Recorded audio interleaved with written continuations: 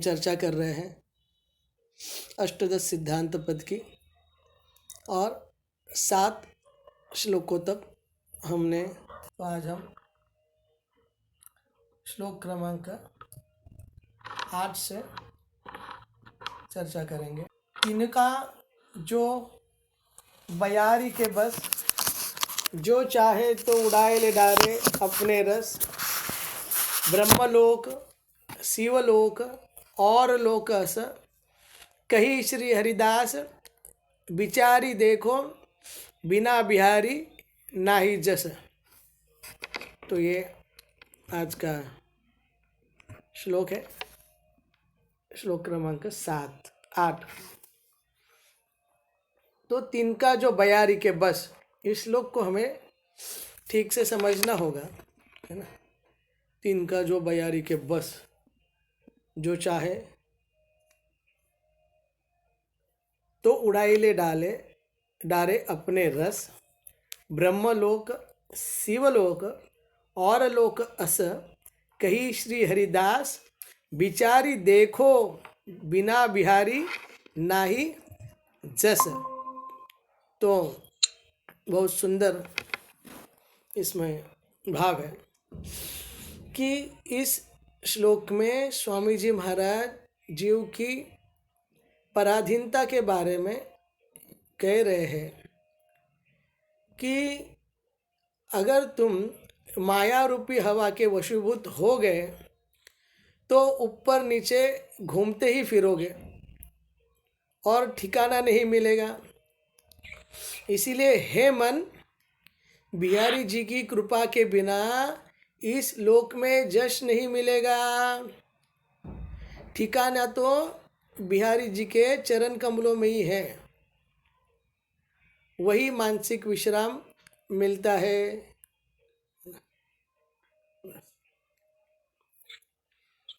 तो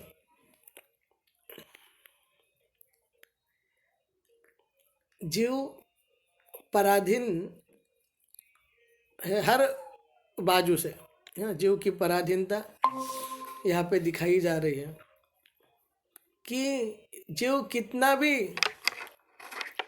प्लान करे खुद के लिए, और जीव तो हमेशा प्लान करता ही रहता है। इनका जैसा एक घास का छोटा सा सूखा हुआ टुकड़ा,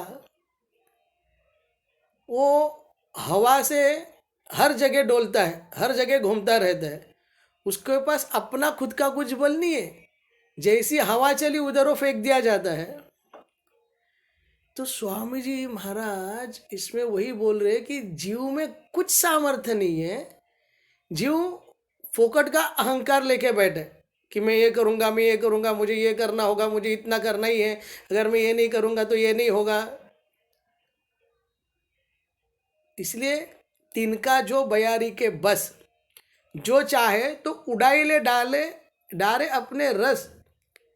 तो वो तो बयार के हाथ में है, उसका अपना खुद है ही नहीं, वो स्वतंत्र नहीं है, है ना, वो पराधीन है।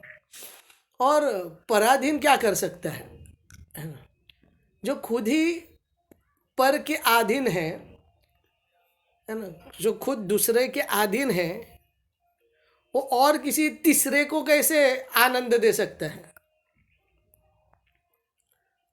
समझ रहे हो, जो किसी दूसरे के अधीन है वो तीसरे को आनंद नहीं दे सकता। इसीलिए जो चाहे तो उड़ाई ले डाले अपने रस, ब्रह्मलोक शिवलोक और लोक अस। यानी कि आप तो ये पराधीनता कहाँ तक है, बोलते आप ब्रह्मलोक जाओ, शिवलोक जाओ, और कौन से अनेक लोक जाओ, ये 14 भुवन घूमो, कुछ नहीं होने वाला, आपके हाथ कुछ नहीं मिलने वाला है, क्योंकि किसके हाथ में कुछ था ही नहीं, कुछ था नहीं। जैसे कि क्यों इस संसार में इतने प्लान करते रहता है, इतने प्लान, लेकिन कभी सोचो क्या उसका चीज़ या उसके जो प्लान है वो कभी उसके हिसाब से चले हैं आज तक? ये वो उसे रोज पता चलता है, रोज। कभी सोचता है आज मैं ये बना के खाऊं, ठीक है, बना लेता है, पर जैसा बनाना चाहता था वैसा बनता नहीं। आज मैं ये करूं, आज मैं वो करूं, किसी वस्तु, व्यक्ति, परिस्थिति, पदार्थ, घटना को लेकर ही वो प्लान करते रहता है। और उसका प्लान भूत या भूतकाल का जो उसकी अनुभूति रहती है उसके ऊपर से वो भविष्य के प्लान बनाते रहते हैं, भूत की अनुभूति के ऊपर, है ना। भूत की अनुभूति के ऊपर जीव भविष्य के प्लान बनाता रहता है। पर भूत अभी है नहीं, आएगा नहीं, आ सकता नहीं, अभी वर्तमान है, पर वो, है ना, है वर्तमान, पर वर्तमान में वो जी नहीं रहा है, क्योंकि भूतकाल का सोच सोच के वो भविष्य का चिंता कर रहा है। भूतकाल का चिंतन करके वो भविष्य की चिंता में बैठा हुआ है, यानी कि वर्तमान उसने गंवा दिया। और भविष्य, वी कांट प्रेडिक्ट एनीथिंग, क्या होगा कुछ पता नहीं। इसलिए तिनका जो बयारी के बस, अगले क्षण का पता नहीं क्या होने वाला है। तो हम तो सालों सालों के प्लान करते रहते, सालों सालों के प्लान, है ना। इसीलिए स्वामी जी महाराज कह रहे हैं, हे जीव सावधान हो जाओ, तेरे प्लान से कुछ ना होने वाला, क्योंकि तू तो तेरे तक ही देख रहा है। मैं तुझे बड़े से बड़े ऊपर के सारे बड़े बड़े लोगों की बात बताता हूँ, ब्रह्मलोक, शिवलोक आदि लोग, जो बड़े बड़े ऊपर के लोग हैं, उनमें भी कुछ नहीं होता उनकी इच्छा से। तो तू क्या कर रहा है? इतने सर्वशक्तिमान समर्थशील व्यक्ति भी अगर कुछ करने में अपने हिसाब से असमर्थ है, तो एक जीव कैसे कर सकता है? इसीलिए स्वामी जी महाराज इस 8वें श्लोक में हमें बता रहे हैं कि कई श्री हरिदास विचारी देखो।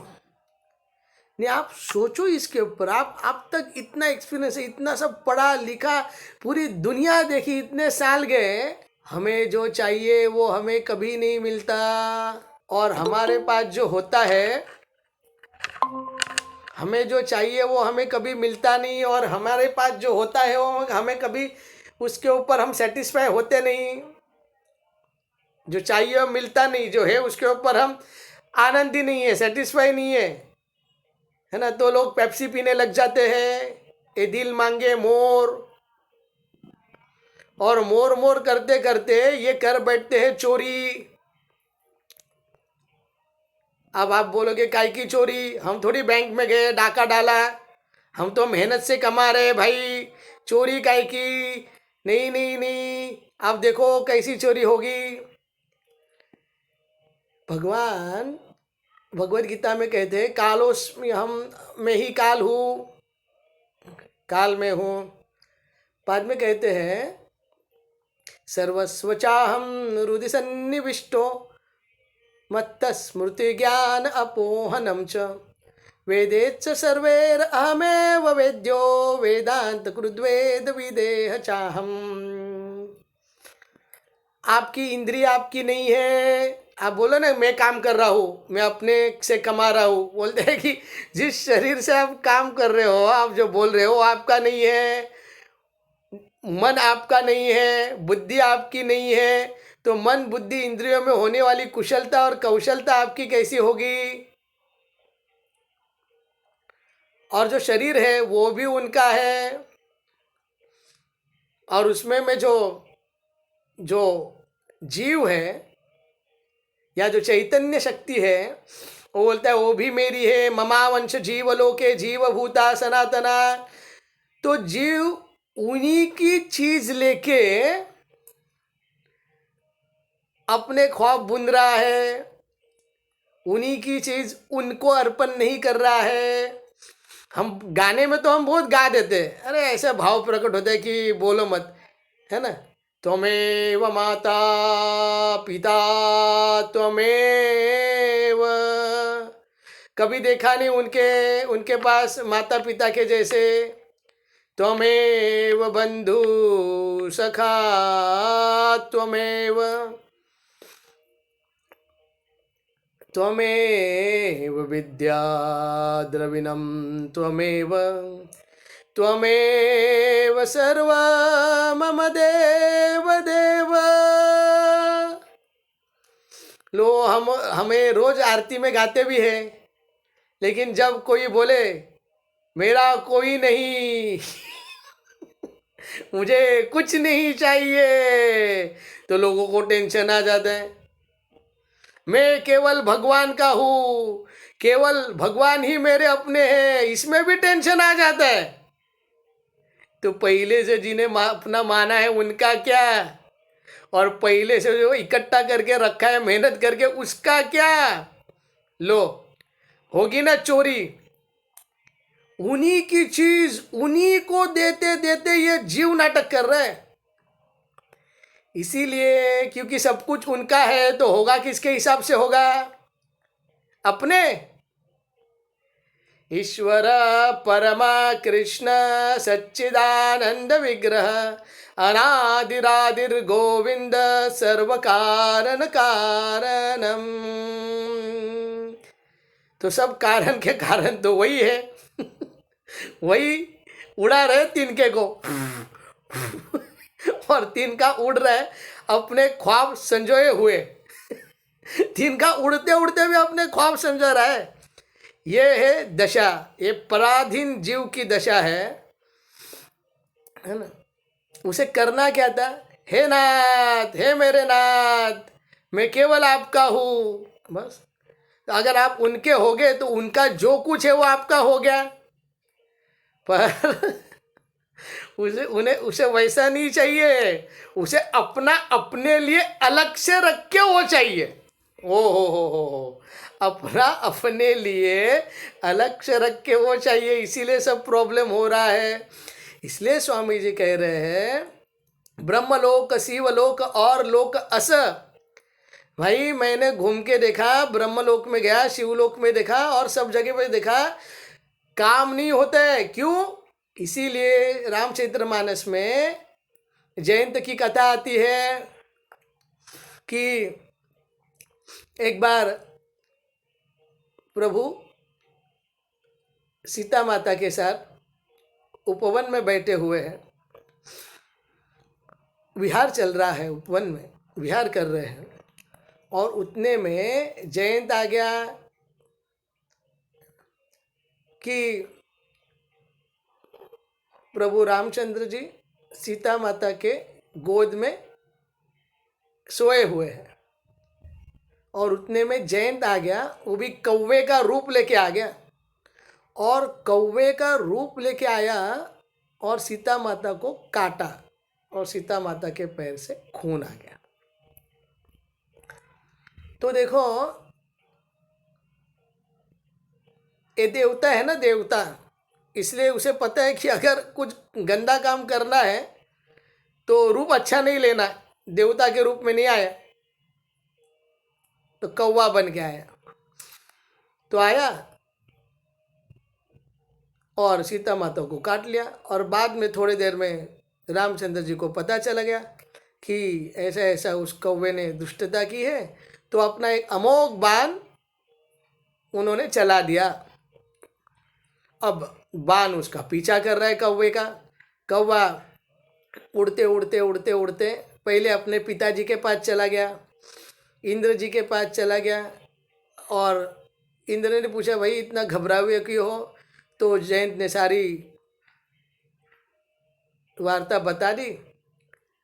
तो इंद्र बोला भाई यहाँ पे मत रुक, मैं तुझे आश्रय नहीं दे सकता, भागो भाई यहाँ से भागो, मैं आपको कुछ नहीं कर सकता, और तू अगर इधर रुकेगा तो मुझे भी मुसीबत हो जाएगी, यहाँ से भागो।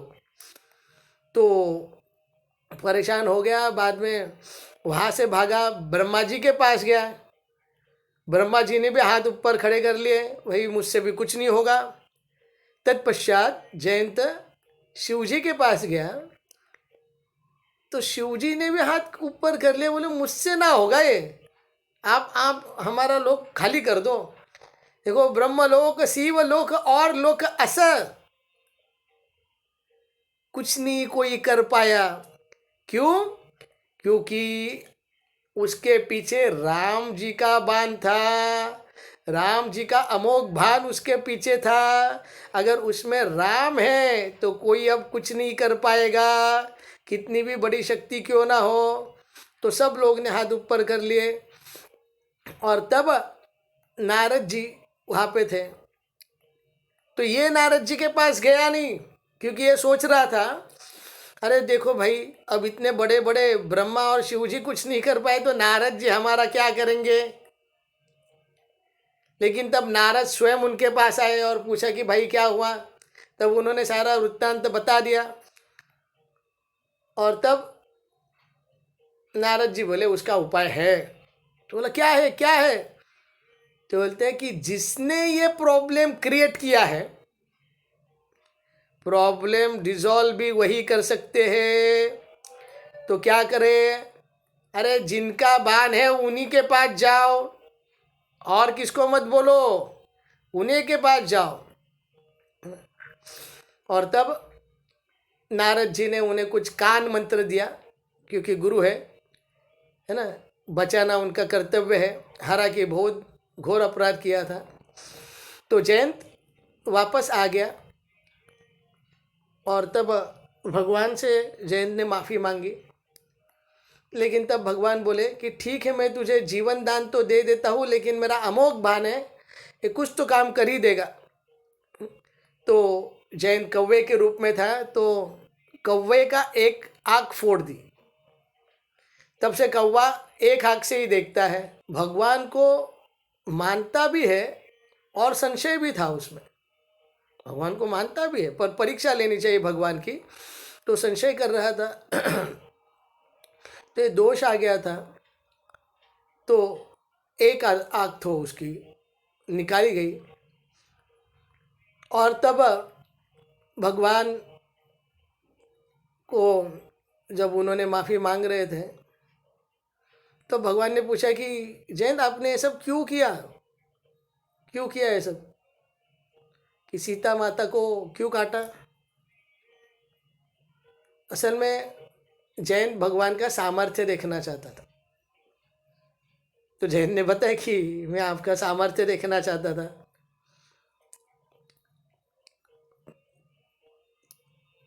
तो भगवान बोले पता चला?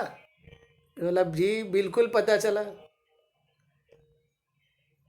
लेकिन तब जयंत अपने गुरु जी की बात कहता है कि हे प्रभु, हे नाथ, सामर्थ्य मतलब प्रभाव, आपका प्रभाव तो देख चुका, हे प्रभु आप कृपा करके आपका स्वभाव दिखाइए, है ना। क्योंकि एक रहता है भगवान का प्रभाव और एक रहता है भगवान का स्वभाव।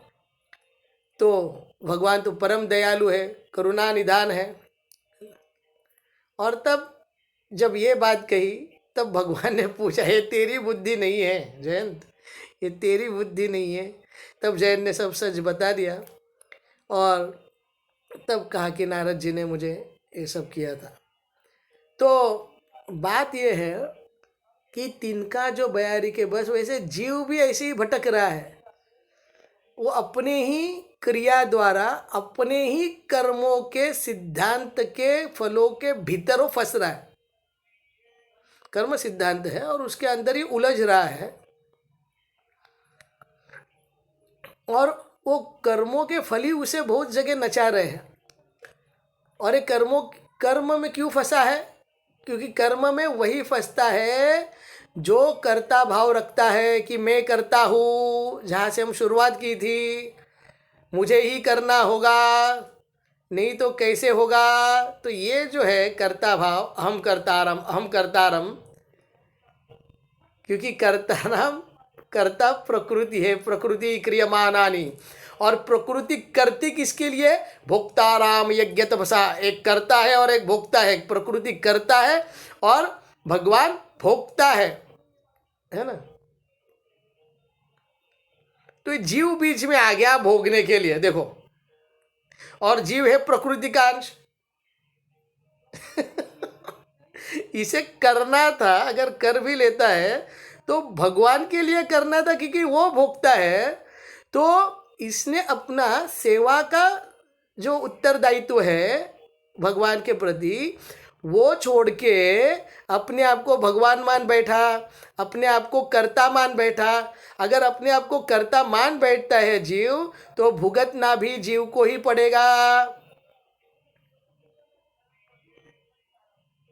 तो इससे छुटकारा नहीं भाई, ये कर्मों से छुटकारा मिलना बहुत कठिन रहता है।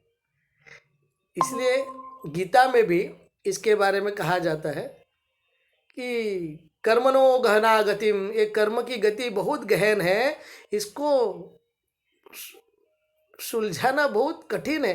जैसे एक दलदल रहता है, पता है, दलदल, दलदल में अगर कोई आदमी फंस जाए तो जितना हाथ पैर मारता है उससे निकलने के लिए, उतना वो उसके अंदर फंसता जाता है। इसीलिए भागवतम में भी कहा गया है ग्रह अंधकूपम। ग्रह मतलब संसार, संसार जो स्व का संसार है ना, स्व का खुद का संसार, जो जीव गाते हैं मेरा छोटा सा संसार, तो अंधकूप है, उसके अंदर आप भटकोगे, गुम हो जाओगे। तो संसार किसना होना चाहिए? कृष्णेर संसार। भक्ति विनोद ठाकुर अपने गीत में कहते हैं कि संसार तो है पर मेरा नहीं है, कृष्ण का संसार है, तो काम हो जाएगा। इसीलिए अगर हम इस बात को समझ गए तो कहीं श्री हरिदास बिचारी देखो, बिना बिहारी नाही जस। आप सक्सेसफुल तभी हो जाएंगे जब आप श्री हरि का या बिहारी जी का आश्रय लोगे। बिना श्री हरि के आश्रय के आप इस संसार से नहीं बच सकते। आप अपने जन्म मृत्यु के चक्कर से कदापि नहीं बच सकते, है ना। ये है 8वां श्लोक। तो इसी के आगे स्वामी जी कहते हैं, अब इसी श्लोक को जो 8वां भी बताया उसके ऊपर और थोड़ा एक्सप्लेनेशन देते हैं आगे के श्लोक में। संसार समुद्र मनुष्य मिन नक्र मगर और जीव बहु बंदसी, मन बयारी प्रेरे स्नेह फंद फंदसी, लोभ पिंजर लोभी मर्जिया, पदार्थ चारी खंद खंदसी, कई श्री हरिदास तेई जीव पार भय, जे गही रहे चरण आनंद नंदसी। इस संसार चक्र का पूर्ण वर्णन करके इस संसार चक्र से बाहर कैसे जा सकता है उसके बारे में अब स्वामी जी ये वाले श्लोक में बता रहे हैं। स्वामी जी कह रहे हैं कि जीव को अर्थ धर्म काम मोक्ष का लोभ है। तो जिस जीव को धर्म अर्थ काम मोक्ष का लोभ है, उसे बार बार जन्म मृत्यु के बंधन में आना पड़ता है। संसार समुद्र को जो जीव पार करना चाहता है उसे कुछ अलग करना पड़ेगा। ये धर्म अर्थ काम मोक्ष से भी परे कुछ तो करना पड़ेगा। खास करके काम और धर्म अर्थ, काम और अर्थ, देखो हर कोई काम कर रहे हैं पैसा कमाने के लिए, पैसा ही उसका जीवन है। क्यों इतना मेहनत? पैसा चाहिए, पैसा पैसा पैसा पैसा, हाय पैसा हाय पैसा कर रहे हैं सब लोग, हाय पैसा। पैसा नहीं तो क्या होगा? यानी कि अगर आप एक नॉर्मल व्यक्ति की सोच देखेंगे, सोच, ये सोच के ऊपर सोचना है हमें कि पैसा नहीं तो क्या होगा, क्या होगा। वैसे पैसे से तो कुछ नहीं होता है। आप पैसा खाते हो क्या? पैसे के ऊपर सोते हो क्या? पैसा पीते हो क्या? पैसे में रहते हो क्या? पैसा इस्तेमाल करके कुछ होता है, यानी कि तो फिर पैसा महत्वपूर्ण हुआ क्या? वो वस्तु महत्वपूर्ण होगी? वैसा देखा जाए तो वस्तु महत्वपूर्ण है। और जिसके नसीब में जितना है उतना तो उसे मिलना ही मिलना है, क्योंकि ऑलरेडी फिक्स है। और अभी कौन कर्म करना चाहेगा? जिन्हें आगे कुछ तो चाहिए, यानी कि आगे कुछ तो करना है, यानी कि अब अगले जन्म के बनेंगे और अगले जन्म के कर्म। इसीलिए इस बात को हमें एकदम सावधानी से समझना होगा कि संसार समुद्र, मनुष्य मीन, इस संसार रूपे समुद्र में मनुष्य मछलियों के जैसा है। अब देखो भवसागर में या सागर में कितनी मछलियां रहेगी, और जीव बहुबंदसी, और ये जीव बहुत सारे जीव उसमें बंदिस्त है, उस संसार सागर में बंदे हैं। और जैसी मन की लहर उठ रही है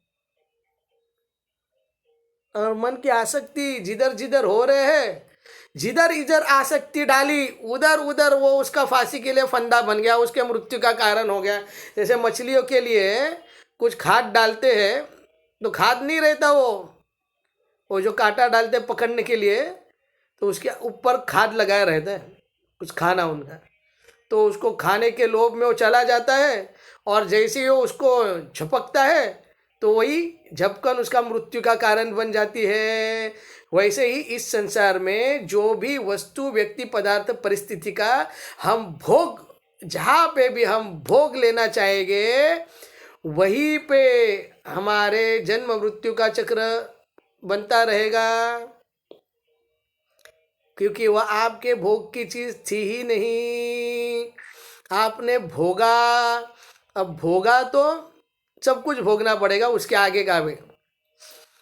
इसीलिए, और इसका मेन कारण क्या है? लोभ पिंजर लोभी मर जिया। अरे लोभ ही सब काम कर रहा है, ये लोभ नहीं सबकी वाट लगा डाली है।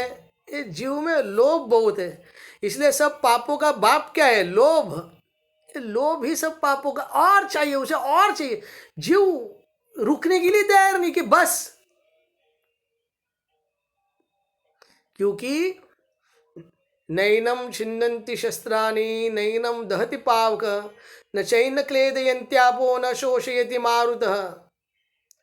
वो जो चाहिए चाहिए बोल रहे हैं वो शरीर के लिए चाहिए, पर उसके लिए कुछ नहीं चाहिए, पर वो शरीर के जरूरतों को अपनी जरूरत समझ रहा है। और जो शरीर की उसकी जरूरत है, जरूरत, जरूरत मतलब नीड, नीड ऑलरेडी पूरी रहती है भगवान के द्वारा, तो फंसता किधर है? उसकी इच्छाओं के पीछे, उसकी वासनाओं के पीछे, उसकी और की जो मांग है उसके पीछे जीव फंस रहा है। तो स्वामी जी लोभी मर्जिया जो कह रहे हैं, तो लोभ का बोलते हैं कि धर्म अर्थ काम मोक्ष का जो लोभी होता है, धर्म अर्थ काम मोक्ष, क्यों मोक्ष के? क्योंकि उसे छूटना है, और जो छूटना है यानी कि उसने अपने आप को बंधक स्वीकार कर लिया है, क्योंकि जो बंधक है उसी को छूटना रहेगा। देखो, जो बंधक है मोक्ष भी तो उसी को चाहिए, और जीव कभी बंधक था नहीं, है नहीं, होगा नहीं और हो सकता नहीं, तो ये बंधन माना हुआ है, इसीलिए वहां पे फंस रहा है। तो अब इस मान्यता से अब कैसे छूटेंगे, इस बंधन से कैसे छूटेंगे, इस अब संसार सागर से कैसे पार हो गए? कई श्री हरिदास तेई जीव पार भयो, भये जे गही रे चरण आनंद नंदसी।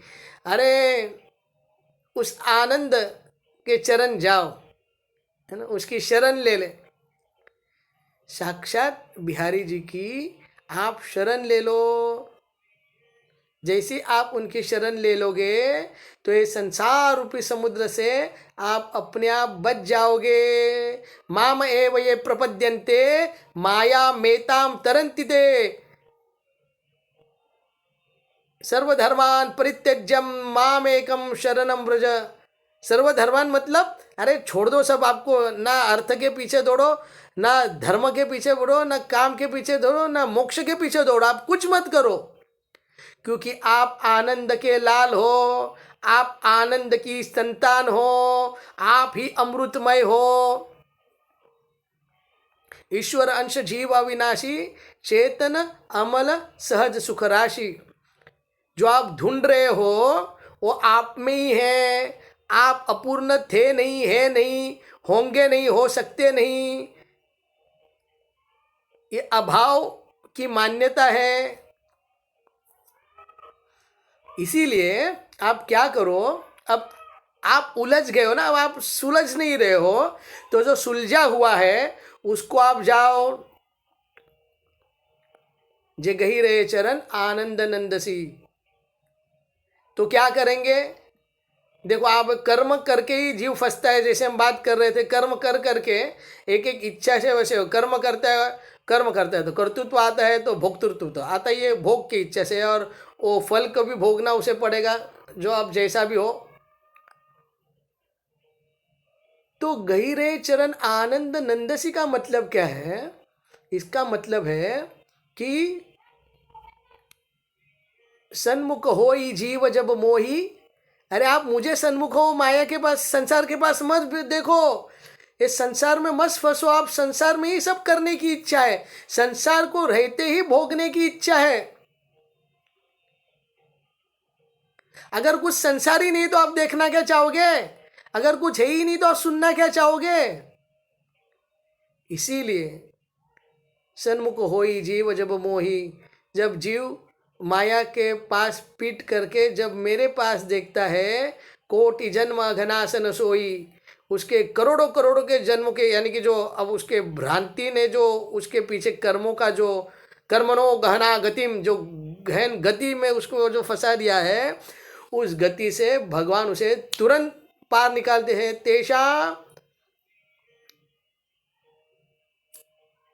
तेषाम हम समुद्धरता त्यु संसार सागर। उस जीव को मैं ऐसे चुटकी बजाते उस संसार सागर से बाहर निकालूंगा। अरे केवल वो मेरे शरण तो आवे, उतना तो काम उसी को करना पड़ेगा। या अगर वो शरण जा भी नहीं सकता तो उसे पुकारना होगा, हे नाथ, हे नाथ, आप आपकी तरफ से शरण ले लो। मेरी इतनी सामर्थ्य नहीं है कि मैं आपको पहचान पाऊँ, आपको पा सकूँ। हे नाथ, आप आपकी तरफ से शरण ले लो। तो यही है, कही श्री हरिदास ते जीव पार गए, जे गही रहे चरण आनंद नंदसी। तो अबे ये शरण कैसे जाया जाए? कुछ शरण जाने का कुछ उपाय है क्या? दृढ़ उपाय, एकदम जबरदस्त उपाय, जो कभी फेल नहीं होगा, ऐसा उपाय कोई है क्या शरण जाने का? अगले श्लोक में उसी का जवाब दे रहे हैं। हरि के नाम को आलस कत करत है रे, काल फिरत सर सांधे, बेर कुबेर कछु नहीं जानत, चढ़ो रहे थे कांदे, हीरा बहुत जवाहर संचे, कहा भयो हस्ती दर बांधे, कई श्री हरिदास महल में बनीता ठाड़ी भई, एको न चलत जब आवत अंत की आंधे। है ना? हरि के नाम को आलस कत करत है रे, काल आपके सर के ऊपर मंडरा रहा है, और हे जीव तू हरि का नाम लेने के लिए आलस कर रहा है। कहां से आ गया तुझ में आलस? अरे जिसके ऊपर मौत सर के ऊपर घूमती है वो कभी चैन से सो सकता है क्या? उसे अगर आप ऐसी गद्दी पे भी बिठा के, ऐसी होटल में ऐसी एकदम जबरदस्त गादी पे रख के, सब कुछ उसको फैसिलिटी प्रोवाइड करके अगर आप उसको बोलो कि अभी तुम मरने वाला है 1 मिनट में, वो सो सकता है क्या? ऐसी बहुत सारी कथाएं भी इसके ऊपर। क्योंकि कैसे सो सकते हैं, यानी कि सब कुछ हरण, मृत्यु, मृत्यु सर्वस्व हरणम, मृत्यु तो सब कुछ हरण कर लेता है। और एक काल आपके सर के ऊपर ऑलरेडी मंडरा रहा है। कब से? जब से जीव ने वो जन्म लिया है और शरीर में गया है तब से। और ये काल फिर रहा है और उसके ऊपर एक ही उपाय है। काल अगर घूम रहा है तो महाकाल को पुकारना पड़ेगा, महाकाल का भी जो काल है उसको पुकारना पड़ेगा।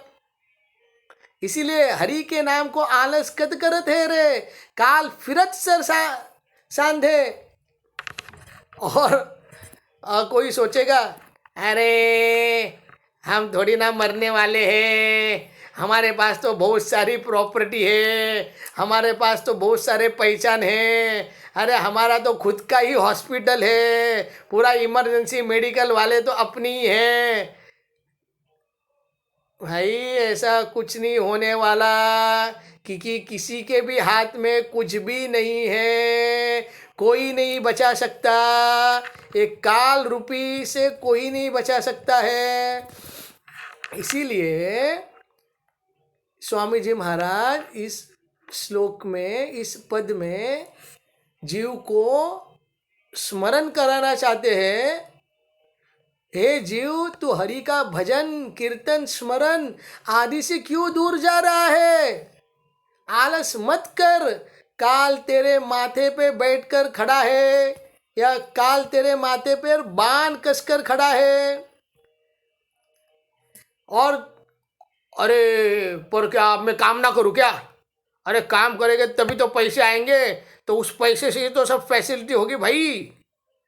ठीक है, इसलिए स्वामी जी महाराज कह रहे हैं, इसलिए श्लोक को हमें एकदम ठीक से समझना होगा कि बेर कुबेर कछु नहीं जाना चढ़े रहे थे कांधे। अरे जब काल आता है ना तो कोई नहीं देखता तेरे पास कितने पैसे हैं, कितनी फैसिलिटी है, तेरी कितनी पहचान है, काल बिल्कुल नहीं देखता। काल बहुत जुल्मी रहता है, जुल्मी। इसीलिए तेरे पास बहुत हीरे जवाहरात है आदि बहुत सारा माल या धन इकट्ठा करके रखा है, पर उससे क्या होने वाला है? आपको एक सेकंड भी एक्स्ट्रा नहीं मिलने वाला, एक सेकंड। हाँ, हालांकि आजकल डॉक्टर वो वेंटिलेटर लगा के आपको दिखा सकते हैं कुछ तो चल रहा है, पर उनके सामने वो सब नहीं चलता है ना। काल फिरत सरसान दे। इसीलिए जब हीरा बहुत झावर संचय कहा भयो हस्तीधर बांधे, भैया ये तेरी प्रॉपर्टी और ये सब तेरा जो रुतबा तू बनाने के लिए इतना सब मेहनत कर रहा है, कोई नहीं पूछने वाला है तुझे। इसीलिए कहते हैं कही श्री हरिदास महल में बनीता ठाड़ी भई। एक यानी कि वो महल में एक बनीता, बनीता मतलब वेल है ना, बेल मस्त खिली हुई है, मस्त मजे कर रही है, उसको बहुत अकड़ आ गई है।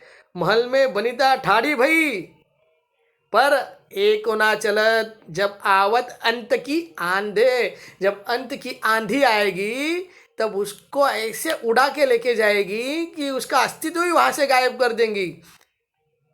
जब अंत आएगा तब इस शरीर रूप से प्राण रूपी, इस शरीर रूपी महल में से प्राण रूपी जो बेला है उसको काल रूपी आंधी तुरंत चट करके बाहर निकाल ले जाएगी। अब क्या करेगा जीव? अब केवल रोता पिटता बैठेगा। इसीलिए स्वामी जी महाराज इसमें कह रहे हैं कि हे जीव सावधान हो जा, मरने से पहले मर और मर के उस अमृतत्व को प्राप्त कर। अगर तू मरने से पहले मर के उस अमृतत्व को प्राप्त नहीं किया तो तुझे बार बार इस संसार चक्र में घूमना पड़ेगा, जो अब तक अनादि काल से तू घूम रहा है और अब तक तू इधर ही लटका हुआ है। अब तो नसीब अच्छा है कि मनुष्य का जन्म मिला है, इसलिए हम कुछ समझ पा रहे हैं, नहीं तो कौन समझेगा इसे। तो ये स्वामी जी की बहुत बड़ी चेतावनी है, सुधर जा, सुधर जा, कि हरि के नाम को आलस, क्योंकि एक ही ये पार करने के लिए एक ही है नैया, हो हसी हरिनाम, न श्री हरिनाम की नैया पे ही काम करेगा। हरेर नाम हरेर नाम हरेर नाम एव केवलम, कलो नास्तेव नास्तेव नास्तेव गतिरन्यथा। इतना मालूम होके भी और कोई नहीं उपाय, कोई उपाय नहीं, कोई उपाय नहीं। सब शास्त्र चिल्ला चिल्ला के कह रहे हैं। और अरे पर कैसा लेंगे, क्योंकि क्या है, हर चीज लेने के लिए पैसा लगता है ना। हमें क्या हुआ है, जो पैसा दे के लेते हैं ना, वही चीज की वैल्यू रहती है। पर ये फोकट में मिल गया, क्योंकि फोकट में इसलिए मिला क्योंकि जीव अपना सर्वस्व दे के भी हरि नाम के एक शब्द की वैल्यू नहीं दे सकते, एक कीमत नहीं दे सकते, इसलिए ये चीज अमूल्य होगी। और हरि ने ये कृपा करके सबको ऐसे ही बांट दी, क्योंकि इसकी कीमत, हरि से बड़ा हरि का नाम। अब हरि कैसे है, असमूर्ध्वम, ना उनके समान है ना उनसे ऊंचा कोई हो सकता है, लेकिन फिर भी शास्त्र ने कहा हरि सो बड़ा, हरि से भी बढ़कर एक चीज है, वो है हरि का नाम। तो कीमत क्या है, अगर हरि की कीमत नहीं लगा सकते तो नाम की कीमत कैसे लगाएगा। तो और वो नाम, और बोल रहे हैं राम नाम की लूट है, लूट सके तो लूट, अंतकाल पछताएगा, जब प्राण जाएंगे छूट। इसीलिए प्राण छूटने के पहले अपने बैंक के खाते में करोड़ों करोड़ों अरबों खरबों अनंत ये धन इकट्ठा कर लो, क्योंकि आपके साथ यहाँ का कोई भी चीज वस्तु आपके पास या आपके कोई व्यक्ति जाने वाला नहीं है, जा भी नहीं सकते। तो जाएगा क्या, जो जाएगा वही तो अपना है ना। यानी कि मरने के बाद आप जिधर जाने वाले हो वहां की तैयारी की है क्या आपने, वहां की तैयारी नहीं है तो क्या करोगे। अंतकाल में वो बहुत पछताएगा जीव, की कुछ नहीं अब उसके पास। इसीलिए समय रहते रहते, समय जिसके लिए भगवान ने दिया है, समय हमें अपने लिए नहीं दिया है ना। मेरा कुछ नहीं, मुझे कुछ नहीं चाहिए, मुझे अपने लिए कुछ नहीं करना है। पर सिद्धांतों को अगर हम सही में समझ पाए, क्योंकि अपने लिए कुछ नहीं क्यों नहीं करना है, क्योंकि तेरे लिए जो चाहिए था वो मैंने तुझे दे रखा है। पर विश्वास नहीं होता, ये विश्वास की कमी आ गई। तो अब जीव प्रभु को छोड़ के, अपने प्राण प्रियतम प्रभु को छोड़ के अब चीज वस्तु परिस्थिति पदार्थ इकट्ठा करने में लग गया। और आजकल पैसा आ गया, पैसा, तो बस अब जीव पैसा इकट्ठा कर रहा है, मतलब इससे मैं सब कुछ कर लूंगा, पर उसके हाथ में कुछ नहीं है। इसीलिए इस बात को हमें लिखना चाहिए हृदय के प्रांगण में। कई श्री हरिदास महल में बनीता ठाड़ी भई, एकोना चलत जब आवत अंत की आंदे। इसलिए हरि का नाम ही, या हरि के नाम का आश्रय हमें लेना चाहिए। बस हरि का नाम ही हमें बचा सकता है, क्योंकि इस कलयुग में केवल सत्य का ही एक पैर है, केवल सत्य के ऊपर यह कलयुग टिका हुआ है। और जो सत्य है वो केवल हरि का नाम है, केवल हरि ही सत्य है, हरि का नाम ही सत्य है। हरि का नाम छोड़ के और हरि छोड़ के आप जो भी दिख रहा है, जो भी मान्यता है, जो भी इच्छा आकांक्षा है, वो केवल असत्य है, असत्य है, असत्य है। ना मिलने वाला है, ना कभी मिलने वाला है नहीं। इसीलिए अपने बुद्धि को थोड़ा सा चलायमान करके, हे जीव, तू मुझे प्राप्त कर, मैं तेरा हूँ और ये सर्वस्व तेरा है, लेकिन मुझसे अलग रहकर ये नहीं संभव है। इसलिए हे अमृत के संतान, आजा आजा। कैसे आएगा? नाम ले लेके, केवल नाम लेके, और कोई उपाय है नहीं। इसीलिए कुछ भी हो जावे, कुछ भी, चाहे आपका प्राण छूट जाए, देह जाओ अथवा राहो, देह जाओ अथवा राहो, पांडुरंगी दृढ़ भावो, पांडुरंगी दृढ़ भावो। फुटो हे मस्तक, तुटो हे शरीर, नामाचं गजर सोडू नये।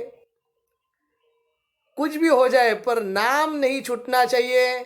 अगर इतनी सावधानी जीव ने ले ली,